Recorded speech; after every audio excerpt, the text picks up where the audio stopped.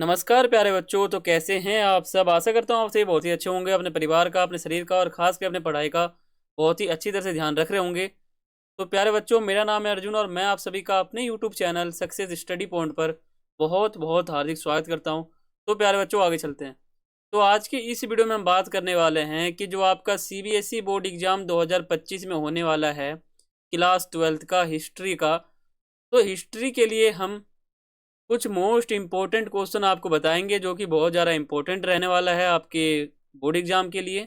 और जो मैं आपको इम्पोर्टेंट क्वेश्चन बताने वाला हूँ वो आपका भारतीय इतिहास के कुछ विषय भाग 1, 2 और 3 तीनों किताबों के जो मोस्ट इम्पोर्टेंट क्वेश्चन है वो मैं आपको बताऊंगा। ठीक है, यानी तीनों किताबों को मिलाकर जो भी इम्पोर्टेंट क्वेश्चन बनते हैं आपके सीबीएसई बोर्ड एग्जाम 2025 के लिए वो मैं आपको इस वीडियो में बताऊंगा। और इतना अगर आप पढ़ लोगे, इतना अगर आप देख लोगे तो पास आप चुटकियों में हो जाओगे। ठीक है, सेशन 2024-25 हमारा चल रहा है। यही प्रश्न बार बार रिपीट होते हैं, ये भी मैं आपको बता दूं। ठीक है, बुक 1, 2, 3 तीनों को मिला के जितने भी मोस्ट इंपोर्टेंट क्वेश्चन बनते हैं शॉर्ट लॉन्ग, वो सभी मैं आपको इस वीडियो में करा दूंगा। तो आगे चलते हैं। अगर आपने अभी तक हमारे चैनल को सब्सक्राइब नहीं किया तो सब्सक्राइब करके बेल आइकन पर क्लिक करें। अगर आपने अभी तक हमारे टेलीग्राम ग्रुप को ज्वाइन नहीं किया है तो ज्वाइन करें, क्योंकि पेपर से संबंधित PDF, paper, exam paper, board exam paper, sample, MCQ सभी प्रकार के जो डॉक्यूमेंट है वो आपको वहाँ पर प्रोवाइड करवाए जाते हैं। A.K सक्सेस स्टडी पॉइंट नाम से ग्रुप है। अगर आपको कोई पर्सनली सवाल पूछना हो, आपकी कोई क्वेरी हो, तो आप मुझे पर्सनली इंस्टाग्राम पे आके पूछ सकते हो। यूजर आईडी आप सभी के सामने लिखा हुआ है। तो आगे चलते हैं। देखो, जो फर्स्ट बुक है वो है आपका ये वाला, भारतीय इतिहास के कुछ विषय भाग 1। ये क्लास 12th का हिस्ट्री का पहला बुक है। ठीक है, तो हिस्ट्री का जो पहला बुक है इसमें क्या इंपॉर्टेंट क्वेश्चन बनते हैं वो मैं आपको बताता हूँ।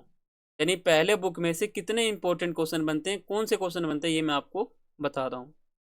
पहला हमारा क्वेश्चन है, हड़प्पा वासियों के धार्मिक विश्वासों की जानकारी प्राप्त करने में वहां से प्राप्त मोहरें किस प्रकार सहायक को होती है, संक्षेप में बताइए। इसमें ये पूछा जा रहा है कि हड़प्पा वासी जो थे उनका जो भी धार्मिक विश्वास था, तो उनका क्या धार्मिक विश्वास था। तो धार्मिक विश्वास को जानने में मोहर किस प्रकार हमें सहायता प्रदान करता है। ठीक है, क्या प्रदान करता है, या फिर हमें मोहर से धार्मिक विश्वासों के बारे में, मतलब धार्मिक व्यवस्था के बारे में कैसे जानकारी मिल जाती है हड़प्पा वासियों वाला। तो मोहरों में जो है अनुष्ठान के दृश्य मिले हैं। जो मोहर है, जो मोहर मिला है उसमें अनुष्ठान के दृश्य मिले हैं। इनसे ये पता चल जाता है कि वहां पर जरूर अनुष्ठानिक काम होता होगा। कुछ मोहर पे पेड़ के चित्र मिले हैं। हड़प्पा के लोग प्रकृति की पूजा भी करते होंगे। यानी जो मोहर है उस पर चित्र भी मिल गया पेड़ का, इसका मतलब जरूर हड़प्पा लोग जो है वो पेड़ों की पूजा करते होंगे। यानी मोहर से हमें धार्मिक विश्वास यानी धार्मिक जानकारी मिल रही है कि हड़प्पा वासी धार्मिक रूप से क्या काम करते थे, यानी धार्मिक व्यवस्था उनकी कैसी थी, धर्म को लेके क्या सोचते थे, इनके बारे में जानकारी मिल जाती है। मोहर पर कुछ जानवर के चित्र भी मिले हैं। एक सिंग वाला जानवर भी मिला है और शिव जी का जो है चित्र भी उस मोहर पे मिला है। इनसे ये पता चलता है कि वो कहीं ना कहीं देवताओं की पूजा भी करते होंगे। यानी हड़प्पा वासियों की जो धार्मिक मान्यता है इसमें मोहर हमें इस प्रकार से सहायता करता है। ये इंपॉर्टेंट क्वेश्चन है।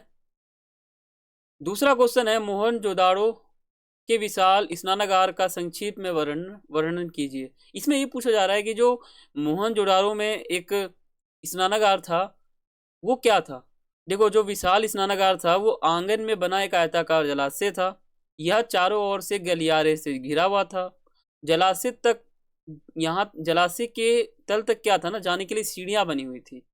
इसका उपयोग किसी विशेष प्रकार के अनुष्ठानिक स्नान के लिए किया जाता होगा। अनुष्ठानिक का मतलब होता है पूजा पाठ, यानी पूजा पाठ से पहले क्या पता स्नान किया जाता हो यहाँ पर। तो जो विशाल स्नानागार है मोहनजोदाड़ो में वो इस प्रकार का है। अभिलेख क्या है और अभिलेख शास्त्र क्या है बताइए। ये हमारा मोस्ट इंपोर्टेंट क्वेश्चन है एग्जाम पॉइंट ऑफ व्यू से। ठीक है, यानी 2025 के एग्जाम में ये आ सकता है, बहुत इंपॉर्टेंट है। पहले समझते हैं अभिलेख क्या है। देखो, किसी भी कठोर सतह पर खुदे हुए लेख को अभिलेख कहते हैं। कोई भी कठोर सतह है, पत्थर है, धातु है, दीवार है, कुछ भी है, उस पर अगर आप खुदाई कर करके उस पर खोद के कोई लेख लिख देते हो ना, तो उसको अभिलेख कहते हैं। अभिलेख शास्त्र क्या होता है? जो आपने अभिलेख लिखा है पत्थर पे, अगर उस अभिलेख का जो अध्ययन करता है, जो भी व्यक्ति उसका अध्ययन करता है या उस अभिलेख का अध्ययन होता है ना, तो वही अभिलेख शास्त्र, यानी अभिलेखों के अध्ययन को अभिलेख शास्त्र कहते हैं। ठीक है। मौर्य साम्राज्य की जानकारी के प्रमुख स्रोत कौन से हैं? देखो, मौर्य साम्राज्य की जानकारी के लिए सबसे प्रमुख स्रोत है अशोक के सिक्के। ठीक है, जो अशोक ने सिक्के जारी किए थे, और अभिलेख, अशोक के जितने भी अभिलेख मिले हैं, और चाणक्य की अर्थशास्त्र जो पुस्तक थी, और मेगास्थनीज की इंडिका, जैन और बौद्ध साहित्य जो भी है बौद्ध धर्म का। ठीक है, ये हो गया हमारा मौर्य साम्राज्य का प्रमुख स्रोत। हाँ, देखो, स्रोत का मतलब होता है साधन, यानी कोई भी चीज हो रहा है उसका क्या साधन है। ठीक है।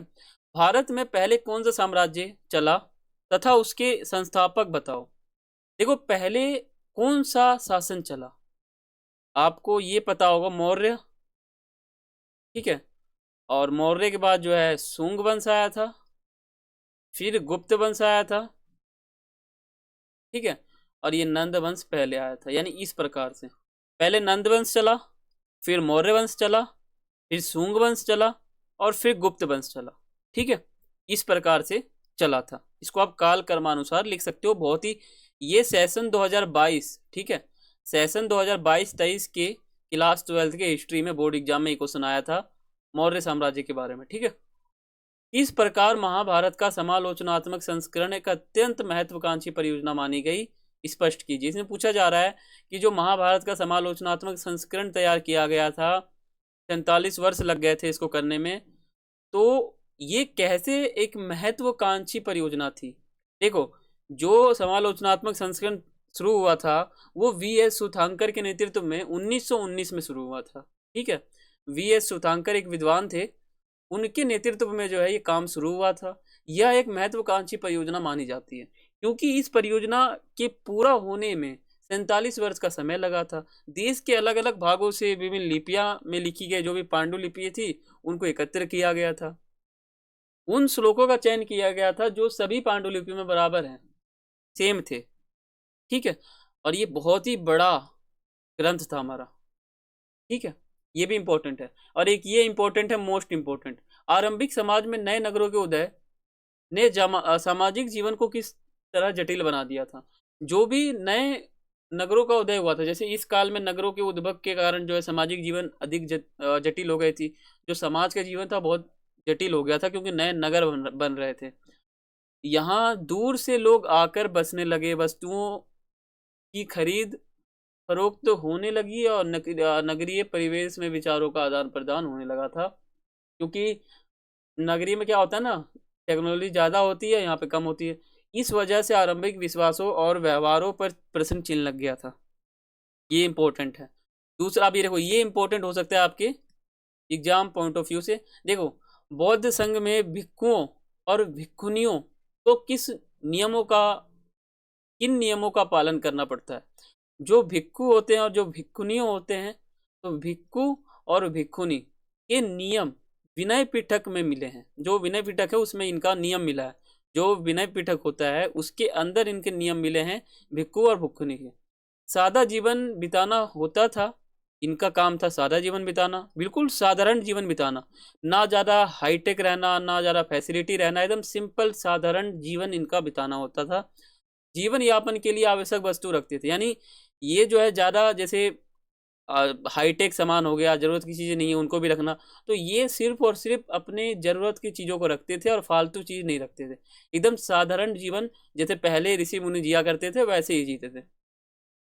एक कटोरा भिक्षु बनने के बाद पुरानी पहचान छोड़ दी गई। इसमें क्या था कि जैसे एक कटोरा है उसमें ये भिक्षा मांगते थे और अपना गुजारा करते थे, यानी ये अपना बिल्कुल साधारण जीवन जीते थे, ना कोई फैसिलिटी, ना कोई हाईटेक फैसिलिटी, कुछ नहीं था, सिर्फ अपना भिक्षा मांग के काम करेंगे और इनका ऐसे काम चलता रहे। हम साधारण जीवन जीते थे, एकदम साधारण खाते थे। जैन धर्म की कोई 3 महत्वपूर्ण शिक्षा है। देखो, जैन धर्म हमें कुछ शिक्षाएं देती हैं, ये मोस्ट इंपॉर्टेंट है। जो जैन धर्म है, देखो 2 धर्म थे, जैन धर्म और बौद्ध धर्म। ठीक है, तो जैन धर्म में हम महावीर जी को लेते हैं। ठीक है, महावीर जी को हम मानते हैं इस जैन धर्म में। ठीक है, तो जैन धर्म जो है हमें पहली शिक्षा ये देता है कि संपूर्ण विश्व को प्राणवान मानना चाहिए, हिंसा न करनी चाहिए, हत्या न करनी चाहिए, चोरी ना करनी चाहिए, झूठ नहीं बोलनी चाहिए और ब्रह्मचर्य का पालन करना चाहिए। ठीक है। और धन संग्रह ना करना, यानी धन को एकत्र नहीं करना, झूठ ना बोलना, चोरी ना करना, हत्या ना करना, हिंसा ना करना, ये जो भी है ये जैन धर्म में सिखाया जाता है। आगे चलते हैं। ये हमारा फर्स्ट बुक जो था वो कंप्लीट हो चुका है। अब हम बात करते हैं सेकंड बुक। यहाँ सेकंड बुक आएगा, टाइपिंग की मिस्टेक है, आप सेकंड कर लेना। ठीक है। सेकंड बुक हमारा है भारतीय इतिहास के कुछ विषय भाग 2। अब जो हमारा दूसरा बुक है ये है मध्यकालीन इतिहास, यानी भारत के अंदर मध्यकाल में कौन कौन से इतिहास थे जो हम आज जानेंगे। देखो इसमें सबसे मोस्ट इंपोर्टेंट जो टॉपिक है ना वो है आपका इबन बतूता। इबन बतूता के विवरण से गांव की कृषि, अर्थव्यवस्था तथा उपमहाद्वीपीय व्यापार एवं वाणिज्य के बारे में क्या झलक मिलती है। जो इबन बतूता था उसने ये बताया था कि भारतीय कृषि के अधिक उत्पादनकारी होने का कारण मिट्टी का उपजाऊ था। यानी वहां पर क्या था, कृषि इसलिए ज़्यादा होता था क्योंकि मिट्टी वहां की उपजाऊ थी। ठीक है। ये इन्होंने पूरा का पूरा बताया। ये पूरा भारत के हर जगह पे घूमे, वहाँ के मार्केट को इन्होंने देखा, इन्होंने वहाँ की खेती को देखा। ये आए थे यहाँ पर सिर्फ और सिर्फ घूमने। फ्रांसवा बर्नियर जो कि 17वीं शताब्दी में आया था, इसने क्या नगर के बारे में बताया था, इसका क्या विवरण था। देखो एक बात बता दूं, जो हमारा चैप्टर है यात्रियों के नजरिए वाला, उसमें 3 लोग आए थे, फ्रांसवा बर्नियर, इबन बतूता और तीसरा हमारा था। ठीक है। 3 हमारे थे और तीनों अलग अलग शताब्दी में आए थे और तीनों ने, एक अल बिरूनी था हमारा तीसरा। ठीक है, अल बिरूनी। तो ये तीनों थे। तो अब तीनों ने क्या बताया है बस यही आपको बताना है। इस चैप्टर में 3 आए थे, तीनों ने समाज को देखा और देख के अपनी राय बताई, बस यही आपका इस चैप्टर में बताया गया। फ्रांसवा बर्नियर ने जो भी भारत में देखा उनकी तुलना यूरोपीय देशों के साथ कर दिया। इन्होंने भारत को देखा, यूरोप को देखा, दोनों की तुलना हुई कि यहाँ क्या है वहाँ क्या है, ऐसे मिक्स करके इन्होंने पूरा का पूरा बात बताया था। इन्होंने सरकारी दस्तावेज को भी देखा था। ठीक है, ये भी इंपॉर्टेंट है। और जो चिश्ती सिलसिला है भक्ति सूफी परंपरा चैप्टर से, ये भी इंपॉर्टेंट है। देखो चिश्ती सिलसिला का संक्षिप्त परिचय दे दिए। तो इसमें बताया जा रहा है भारत में सूफियों के कई सिलसिले प्रचलन थे, इनमें से चिश्ती सिलसिला सबसे अधिक प्रचलन था। चिश्ती संतों से मिलने हेतु खानका की स्थापना की, विभिन्न वर्गों के लोग इनसे मिलने आते थे। जो यहाँ के कह सकते हो आप, जो यहाँ के हेड थे, जो मुख्य थे, ठीक है, इनसे मिलने आया करते थे। चिश्ती सिलसिला, इस चिश्ती सिलसिला में क्या होता है ना कि लोग, यहाँ मंदिर बना गया था और यहाँ पे लोग आया करते थे इनसे मिलने। ठीक है। भक्ति आंदोलन के उदय का क्या कारण था। देखो भक्ति आंदोलन का उदय हो गया था हिंदू धर्म की कुरीतियां, इस्लाम के प्रसार का डर, सूफी संतों का प्रभाव, वैश्ववाद का प्रभाव, अनेक धर्म सुधारकों का उदय। ठीक है, जैसे रविदास, रामानंद, सूरदास, तुलसीदास, मीराबाई और कबीर, इतने लोगों का यही कारण था भक्ति आंदोलन का उदय में। ठीक है, हिंदू धर्म की कुरीतियां जो थी, इस्लाम धर्म का जो है धीरे धीरे प्रसार हो रहा था बहुत ज़्यादा, और सूफी संत जो थे उनका प्रभाव था, वैष्णववाद था। ठीक है, रविदास, रामानंद, सूरदास, तुलसीदास, मीराबाई, ये सब बहुत ज़्यादा कारण के रूप में देखने गए। ठीक है। अगला हमारा 14वां प्रश्न है, वो है विजयनगर साम्राज्य में जल की आपूर्ति किस प्रकार की जाती थी। यानी अगर जल चाहिए तो जल हम कैसे लेंगे, विजयनगर साम्राज्य में लिया जाता था उस समय। देखो अगर जल चाहिए ना तो इसका विकास सिंचाई उद्देश्यों के द्वारा किस प्रकार किया गया। देखो विजयनगर साम्राज्य में जल की आवश्यकता तुंगभद्रा नदी द्वारा बनाए गए प्राकृतिक कुंड से पूरी होती थी। जो भी तुंगभद्रा नदी था, देखो तुंगभद्रा नदी और एक और हमारा नदी था कृष्णा नदी, ये दोनों नदी जो है आपस में मिले होते थे, तो यहीं से पानी एकत्र किया जाता था। अन्य जल जैसे हौज, इनका भी निर्माण किया गया था उस समय। ठीक है, कमलपुरम जलाशय और विजयनगर की जल आवश्यकताओं को पूरा करने के लिए बहुत बड़ा स्थान था कमलपुरम। ठीक है, हिरिया नहर, ये 2 थे, ये भी मेन थे बिल्कुल। ठीक है, तो यहीं से जल की आपूर्ति होती थी। कृष्णदेवराय के शासन काल में विजयनगर साम्राज्य में क्या विस्तार हुआ। देखो विजयनगर साम्राज्य को सबसे ज्यादा विस्तार जो है, सबसे ज्यादा विकास जो है वो कृष्णदेवराय ने किया था। ठीक है, कृष्णदेवराय के शासन काल में विजयनगर साम्राज्य के विस्तार में बहुत ज़्यादा फायदा मिला है। कृष्णदेवराय के शासनकाल में तुंगभद्रा नदी और कृष्णा नदियों के बीच का जो क्षेत्र है ना, वो इन्होंने हासिल किया था। यानी जो कृष्णदेवराय थे, इन्होंने लड़ाई में ये दोनों नदी के बीच का जो इलाका है, इन्होंने जीत लिया था। कृष्णदेवराय के शासनकाल में उड़ीसा के शासकों द्वारा दमन किया गया। कृष्णदेवराय के शासनकाल में बीजापुर के सुल्तान को पराजित किया गया। कृष्णदेवराय के शासनकाल में जो है बेहतरीन मंदिरों का भी निर्माण किया गया। ठीक है, इतना सब कुछ इनके काल में हुआ था। मुगल कालीन भारत में जमींदारों द्वारा निभाई गई भूमिका को स्पष्ट कीजिए। देखो, जो मुगल काल में जमींदार थे, उनकी क्या भूमिका थी? तो देखो, जो जमींदार थे मुगल काल में, इनका थोड़ा सा बुरा हाल था। किसान का और ज़्यादा बुरा हाल था, लेकिन इनका भी बुरा हाल था।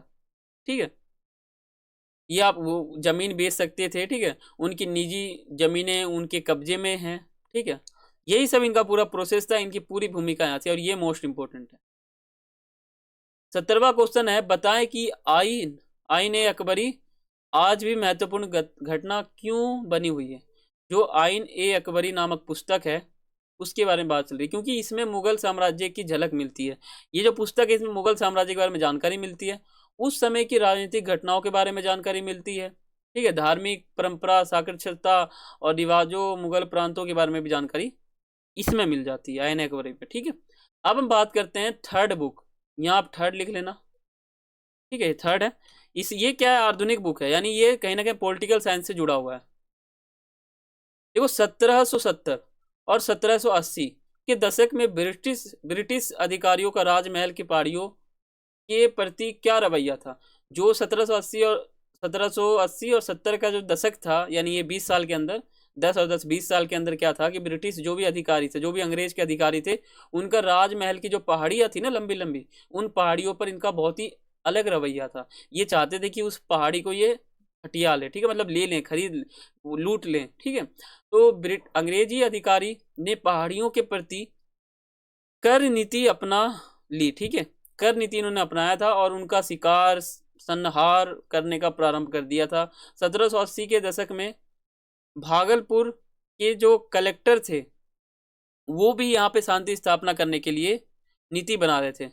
ठीक है, यानी कुल मिलाकर ये कह सकते हो, जो भी यहाँ पे काम हो रहा था, वो कहीं ना कहीं अंग्रेजों तक उसकी सूचना पहुंचती थी, और अंग्रेज जो है उस राजमहल के पहाड़ियों को लूटने का काम करना चाहते थे। एक ये भी मोस्ट इंपॉर्टेंट हो सकता है आपके एग्जाम्स पॉइंट ऑफ व्यू से। ठीक है, बुकानन के विवरण को पढ़ते समय हमें क्या सावधानी बरतनी चाहिए, विस्तार पूर्वक बताइए। देखो, जो बुकानन था, बुकानन के विवरण को पढ़ते समय हमें यह ध्यान रखना चाहिए कि वह ब्रिटिश ईस्ट इंडिया कंपनी का एक कर्मचारी था। उनकी यात्रा केवल भूदृश्यों के प्यार और अज्ञात की खोज से ही प्रेरित नहीं थी। वह नक्शा नवीसों, सर्वेक्षकों, पालकी उठाने वाली कुलियों आदि बड़े दल के सर्वत्र यात्रा करते थे।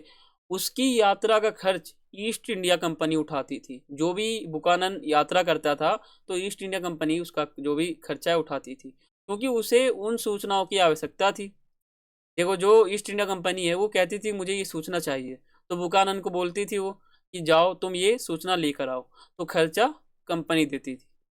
बुकानन को यह साफ साफ हिदायत दी जाती थी कि उसे क्या देखना है, क्या खोजना है, क्या लिखना है, यानी पूरा बता दिया जाता था, फुल प्रोसेस। मेरठ के बाद विद्रोही कहाँ गए? देखो, जो 1857 की क्रांति होती है, भारत का सबसे प्रमुख क्रांति होता है ये। विद्रोही 11 मई 1857 को जो है तड़के लाल किले, जो लाल किला दिल्ली के अंदर है, वहां से शुरू हुआ था ये विद्रोह। अंतिम मुगल शासक बहादुर शाह जफर के पास ये लोग पहुंच गए थे लड़ाई करते करते। ठीक है, और यहाँ पूछा गया विद्रोही कहाँ गए थे, तो वो आप बता सकते हो बहादुर शाह जफर के पास गए थे। देखो, 21वां हमारा प्रश्न है 1857 के विद्रोह के दौरान। देखो, ये सभी जो क्वेश्चन आपको बता रहा हूँ ना, ये आपके सीबीएसई बोर्ड एग्जाम 2025 में बहुत ही इंपॉर्टेंट है। ठीक है, 1857 के विद्रोह के दौरान ब्रिटिश सरकार ने अवध के ताल्लुकदारों की सत्ता किस प्रकार छीनी। 1857 जो समय था, जो भी ताल्लुकदार थे, इन्होंने इनकी सत्ता धीरे धीरे धीरे धीरे धीरे धीरे छीन लिया था। ठीक है, राजस्व एकत्रित करने के लिए। ठीक है, और जो भी इनका हाल था, जो भी क्षेत्र था, इसके कारण, ठीक है। तो ये आपके सामने पूरा लिखा हुआ, आप इसको चाहो तो पढ़ भी सकते हो। और बाकी इसमें ये है कि ये जो आपका क्वेश्चन है ये मोस्ट इंपॉर्टेंट है, ठीक है, मोस्ट इंपॉर्टेंट क्वेश्चन, आप इसको नोट डाउन कर सकते हो। असहयोग आंदोलन कब आरंभ हुआ और क्यों चलाया गया? देखो, रॉलेट सत्याग्रह से गांधी जी एक सच्चे राष्ट्रीय नेता बन गए, क्योंकि गांधी जी का चेहरा था वो जनता में बहुत ही हाई हो गया था, यानी सब लोग उन्हें भगवान मानने लग गए थे, ठीक है, यह असहयोग आंदोलन के बाद। इसकी सफलता से उत्साहित होकर गांधी जी ने अंग्रेजी शासन के खिलाफ असहयोग अभियान की मांग कर दी। देखो, असहयोग आंदोलन में क्या होता है कि हम अंग्रेजों के सहयोग नहीं करेंगे, यानी अंग्रेज अगर कुछ भी कहते हैं तो उनका उल्टा करना, यानी सहयोग की जगह असहयोग करना।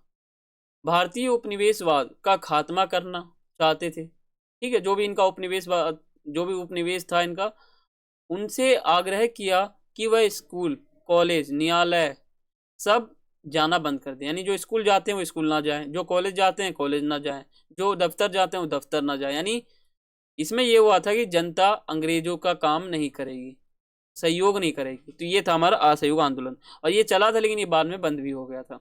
महात्मा गांधी जी ने राष्ट्रीय आंदोलन के स्वरूप को किस प्रकार बदला? ये आपका 8 मार्क्स में सबसे मोस्ट इंपोर्टेंट क्वेश्चन है। ये सेशन 2022-23, 23-24 में आ रखा है, 24-25 में भी आ जाएगा। ये 1919 से लेकर 1947 के बीच में ये पूरा का पूरा भारत के अंदर काम करते थे। इस काल में ये बहुत ही बड़ा विशेष स्थान निभाए थे, यानी इनका इतिहास के पन्नों पे नाम लिख दिया गया है। इसी काल में एक महान विभूति महात्मा गांधी, ठीक है, इन्होंने ये बताया था कि अहिंसा का सहायता लेना है, और इन्होंने 1919 से लेकर 1947 के बीच में, ठीक है, 1919 से लेकर 1947 के बीच में भारत के अंदर अहम भूमिका निभाई थी, और ये पूरा का पूरा मैंने आपको चैप्टर में पढ़ा रखा है, ठीक है। आप इस क्वेश्चन को स्क्रीनशॉट लेके इसको पढ़ सकते हो। और ये आगे इसका पॉइंट है, ये 8 नंबर का है, इसको आपको 350 शब्दों में लिखना है, 350, ठीक है, वर्ड में। और ये आगे तक है, इसमें पूरा प्रोसेस बता रखा है कि किस प्रकार 1919 से 1947 तक काम होता गया और आखिर में आज़ादी भारत देश को मिली गई। ये पूरा का पूरा, ठीक है। अब अगला है भारत देश का संविधान, इसको बनने में कितना समय लगा? देखो, भारतीय संविधान को बनने में 2 साल 11 महीने 18 दिन लगे थे, ठीक है। बस 12 दिन कम था 3 साल होने में, 3 साल होने में 12 दिन कम था, तो 12 दिन पहले बन गया, इसलिए इसको 2 साल 11 महीने 18 दिन कहते हैं। लगभग 3 साल कह रहे थे, लगभग। अगर आप पेपर में 3 साल लिख दो तो आपका नंबर कट जाएगा। अगर 3 साल से पहले अगर आप लगभग शब्द नहीं लगाओगे ना तो आपको नंबर नहीं मिलेंगे, क्योंकि लगभग ही कहते हैं इसको, ठीक है। अगर पूरा क्लियर लिखोगे तो 2 साल 11 महीने 18 दिन आप लिख सकते हो। किसने बनाया था? संविधान सभा ने बनाया था। बनना कब शुरू हुआ था? 9 दिसंबर 1946 को संविधान बनना शुरू हो गया था, जिसमें अहम भूमिका किसने निभाया था? डॉक्टर भीमराव अंबेडकर। इन्होंने सबसे ज्यादा अहम भूमिका निभाया था संविधान को बनाने में। संविधान सभा अंग्रेजों की योजना को साकार करने का काम कर रही है। सोमनाथ लाहिरी का इस कथन की व्याख्या करें। देखो, जो सोमनाथ लाहिरी जी थे, इन्होंने क्या किया था? इन्होंने बताया था कि जो आप संविधान बना रहे हो, कहीं ना कहीं आप अंग्रेजों की सहायता कर रहे हो, ये अंग्रेजों का ही चाल है। तो इन्होंने किस प्रकार अपना स्टेटमेंट दिया है वो आप यहाँ पे पढ़ सकते हो स्क्रीनशॉट लेके। अब बात करते हैं संविधान सभा में पृथक निर्वाचिका के पक्ष में दिए गए बयानों की व्याख्या कीजिए। तो 27 अगस्त 1947 में जो मद्रास के बी पोकर बहादुर थे, इन्होंने पृथक निर्वाचिका के पक्ष में एक भाषण दिया था, बहुत ही अच्छा, ठीक है। अब उस भाषण में इन्होंने क्या कहा था आप स्क्रीनशॉट लेके पूरा विस्तार से पढ़ सकते हो। ये मोस्ट इंपॉर्टेंट टॉपिक है हमारा, और चाहो तो आप वीडियो देख सकते हो इस चैप्टर का, मेरे चैनल पर अपलोड है, जाकर देख सकते हो। संविधान की उद्देशिका की कोई 4 बातें शब्दों में बत लिखिए। देखो, संविधान की क्या उद्देशिका है? संविधान सबको यही कहता है कि भारत में सामाजिक, आर्थिक, राजनीतिक न्याय स्थापना की जाएगी। यहाँ विचार, अभिव्यक्ति, विश्वास, धर्म, उपासना की स्वतंत्रता स्थापित की जाएगी। भारतीय लोकतांत्रिक गणराज्य में प्रतिष्ठा और अवसर की समानता स्थापित की जाएगी, ठीक है। बंधुता प्राप्ति का उद्देश्य बताया जाएगा। बंधुता यानी लोगों के बीच में कहने की समानता या फिर भाईचारा, ठीक है। सरदार वल्लभ भाई पटेल ने पृथक निर्वाचिका के विरुद्ध में क्या कहा था? देखो, सरदार वल्लभ भाई पटेल जी का एक काम यहाँ पे ये था, इन्होंने जो देसी रियासतें थी 565, इनको एक साथ किया था, ये कहीं ना कहीं टूट रहे थे, बिखर रहे थे। ठीक है।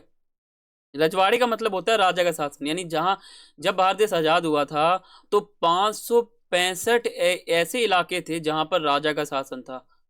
ठीक है। सब लोग अलग अलग देश की मांग कर रहे थे कि नहीं, हमारे में राजतंत्र रहेगा, हमारे में राजा का शासन रहेगा। यानी आप ये सोच सकते हो कि अगर वो 565 रियासतें एक साथ नहीं होती तो आज भारत देश का बहुत ही ज्यादा टुकड़ा हो जाता। यानी भारत देश का सिर्फ इतना सा मैप बचता, थोड़ा सा, बाकी सब क्या हो जाते, राजा वाला शासन हो जाता, राजतंत्र हो जाता।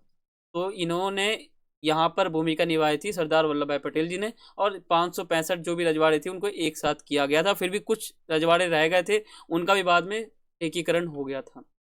भारतीय संविधान के निर्माण में प्रक्रियाओं का वर्णन कीजिए। देखो, भारतीय संविधान का जो निर्माण होता है बहुत ही लंबे समय तक होता है। भारतीय संविधान जो है विश्व का सबसे बड़ा संविधान है। इसको बनने में 2 साल 11 महीने 18 दिन लगे थे। 9 दिसंबर 1946 को बनना शुरू हुआ था। ठीक है। और 24 जनवरी 1950 को हस्ताक्षर हुए थे, और 26 जनवरी 1950 को लागू किया गया था। तो ये जो संविधान है बहुत ही बड़ा विश्वव्यापी संविधान है, इसमें आए दिन संशोधन होते रहते हैं। ठीक है। तो ये आप पूरा पढ़ सकते हो इसके प्रक्रिया के बारे में।